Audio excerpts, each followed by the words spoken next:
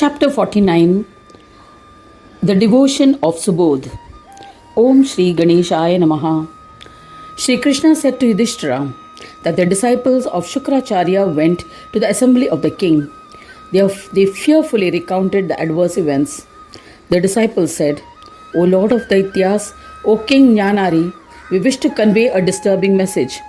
Your son has become intoxicated with pride and is constantly treating us with contempt. He is ignoring all that we teach him.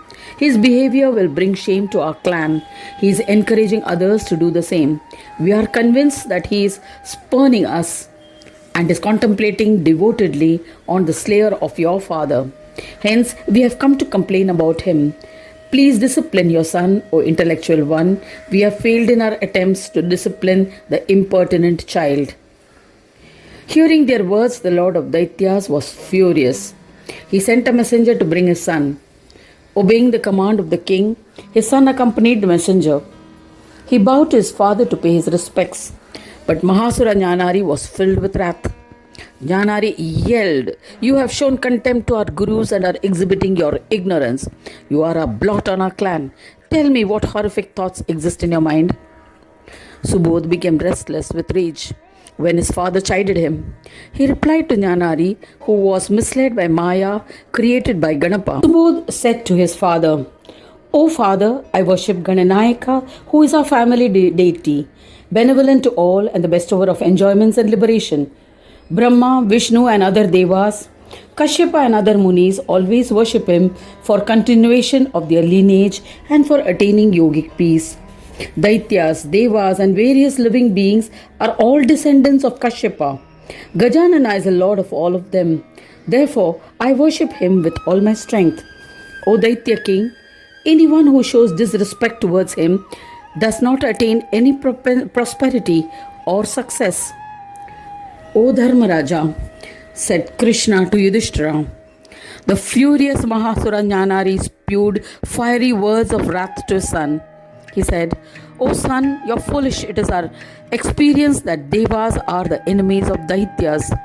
There's no doubt about that. Vedas explicitly mention this conflict between Suras and Asuras. To add to it, you are worshipping the one who had killed my father. I am aware that you have been worshipping him since childhood. You had harbored affection for the enemy. Yet, O evil one, I did not pay heed, and as you were a child, I did not kill you. O deceitful rogue, I was compassionate then, but I will not spare you now. I shall punish you now unless you decide to abandon the enemy.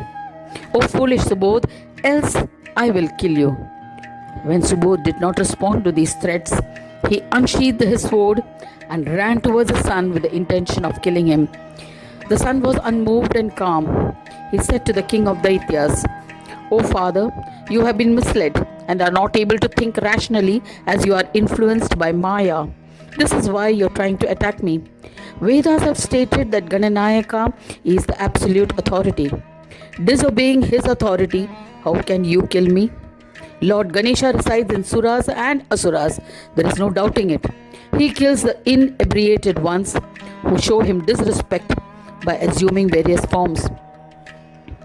O Yudhishthira, said Krishna, listening to his son speak fearlessly. The Daitya king was even more furious and was speechless. He issued orders to his dutas to use their weapons and astras and kill him. They were enraged. All Daitya Ganas heeded. They ran towards Subodh with their weapons, intending to kill him. But Subodh was fearless and unperturbed. He was immersed in singing bhajans of Ganesh. He thought, O Gajanana, let destiny take its course and the body suffer as destined. O Heramba, O Vignesha, O Holy One, Swanandavasi Vakratunda, victory to the Lord. O Lord Dundi, you are all pervading in the world. O Lambodara, son of Brahma, I bow to you. O Yudhishthira, in this manner, the son of Asura Subodh sang praises of Gajanana. The Daityas, blinded by wrath, attacked him from all sides. They assaulted him from all directions with different weapons. But Ganesha not only shielded his body and made the weapons ineffective, but the fire of Vignapa's wrath also burnt all Daityas. In order to save their lives, the Daitya soldiers fled. Witnessing the astonishing scene, an enraged Jnanari lost consciousness. He commanded his distinguished Daityas to kill his son. The courageous soldiers attacked him with their mighty fourfold army comprising of infantry, cavalry, elephants and chariots. They surrounded Subodh. They attacked him with Amogha Astras. Subodh remained calm. He fearlessly continued to worship Ganesha and sang his praise.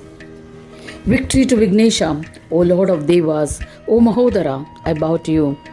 To counter the attack with weapons, Agni emanated from his body, which scorched the Daityas. In response, Daityas released the Meghastra, weapon of rain, in an attempt to douse the fire. But the fire was immense and comparable to the fire of annihilation. It did not die down and continued to burn the Daityas. O king, the brave Asura warriors were dying. Jnanari was astounded and remorseful. Heeding to the advice of his ministers, he decided to abandon his son. At that time, Shukracharya was engaged in penance, so the intelligent king restrained his anger, thinking that he will kill him later after he had consulted Shukracharya. The chief Daityas ordered peace, and the attack on Subodh was halted. Jnanari accepted this decision unhappily. Subodh was fearless and was engrossed in bhajans of Ganesha with single-pointed devotion. He treated Daityas as if they were inconsequential blades of grass. O Yudhishthira, in the meanwhile, he imparted the knowledge of Ganesha to the sons of Daityas. They had witnessed his prowess. So, they commenced to reverentially worship Vignesha. They thought the glory of Ganesha is absolutely true. There's no doubt about it. The brave Daitya warriors burned like a bale of hay when they fought against him. Thinking thus, they condemned the disciples of the Daitya Guru, Shukracharya, and commenced the worship of Ganesha in different locations. All the sons of Daityas joined Subodh in singing bhajans and kirtans of Ganesha. They extolled, "Salutations to the Lord of Obstacles, Ganesha, to the Swasamvedya, one residing in his abode, to Vignapati, we bow to you, to the one who is devoid of a beginning, middle and end, to the one who bestows absolute peace and is worshipped by all, we bow to you." This was the scene everywhere, seeing which Jnanari was further enraged to a point where he lost patience. It was unbearable, and so he decided to kill his son. He thought, "I have been blessed with a boon and an immortal, so there is no danger to me." He resolved to kill his son. Thus ends the 49th chapter titled The Devotion of Subodh in the third khanda of the Purana Upanishad, Srimad Mudgal Puran, describing the legends of Mahodara, dedicated to Sri Gajanana. End of chapter 49.